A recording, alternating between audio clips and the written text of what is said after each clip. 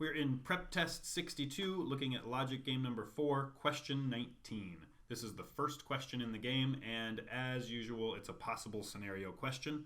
So all we're going to do is go through the rules one at a time and eliminate answer choices that break each rule. So here's our rules. Starting off with our first one, we must see ST or SU in each correct arrangement. So A, we have ST, so we're good. B, we have ST. C, we have SU. D, we have neither ST nor SU, it's out. And in E, we have ST. Done with that rule.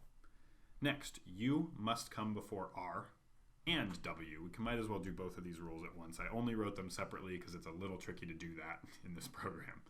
So we're looking for U before R and W. In A, we see R before U.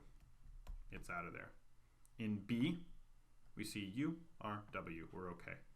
C, U, W, R. We're okay. And in E, we have both W and R before U. That one's out of there. Done with those rules. Lastly, we need to see TM or WM. In B, we see WM. In C, we see TW. That is not what we're looking for. C is out of there. B is the correct answer.